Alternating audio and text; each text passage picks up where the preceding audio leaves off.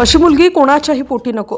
कशाला असले चाळे पाहिजे रे. शाळकरी मुलाला घरात घेतलं आणि असं सर्व पालकांची झोप उडाली. नेमकं काय घडलं असेल, कोण आहे ही मुलगी आणि त्या घरात असं काय चालू होतं की ज्यामुळे संपूर्ण परिसर हादरला. हे सगळं ऐकून तुमच्याही अंगावर काटा येईल.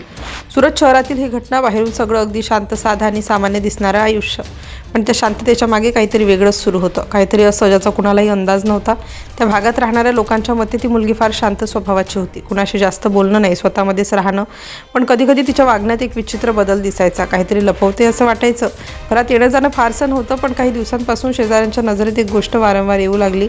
एक शाळकरी मुलगा वारंवार त्या घरात जाताना दिसत होता. सुरुवातीला कोणी त्याकडे फारसं लक्ष दिलं नाही, पण हळूहळू लोकांना संशय येऊ लागला. एवढा लहान मुलगा रोज का जातोय त्या घरात? काय कारण असू शकतं?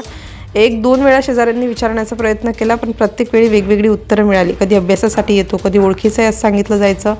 पण काहीतरी बरोबर नाही ही भावना लोकांच्या मनात घट्ट बसली. मग एक दिवस अशी घटना घडली की सगळं उघड होणार होतं. त्या दिवशी अचानक त्या मुलाचा पत्ता लागत नव्हता. घरच्यांनी शोधाशोध सुरू केली.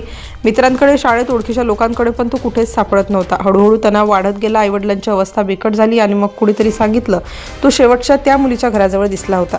हे ऐकताच घरच्यांनी आणि लोकांनी थेट त्या घराकडे धाव घेतली. दार ठोठावलं, पण आतून कोणतीही प्रतिक्रिया नव्हती. क्षणाक्षणाला भीती वाढत होती. काहीतरी गंभीर घडलंय का असा प्रश्न सगळ्यांच्या मनात होता. शेवटी पोलिसांना बोलावण्यात आलं.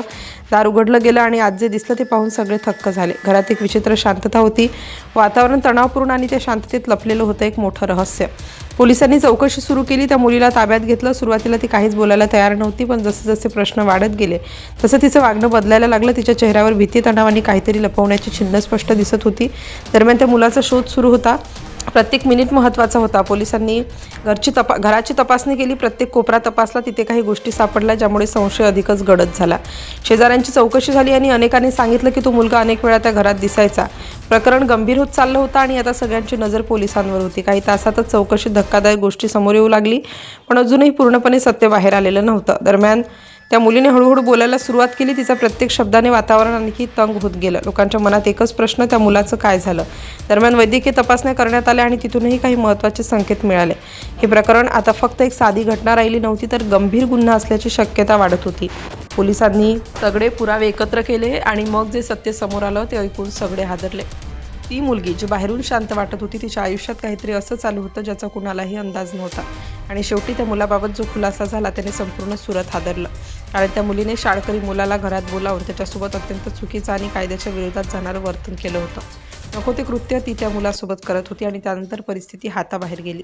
याच प्रकरणात पुढे चौकशीत समोर आलं की ती स्वतःही गंभीर अवस्थेत होती आणि वैद्यकीय तपासणीत ती 5 महिन्यांची गर्भवती असल्याचं उघड झालं. हे ऐकताच सगळ्यांच्या पायाखालची जमीन सरकली आणि खरंच सर्व पालकांची झोप उडाली.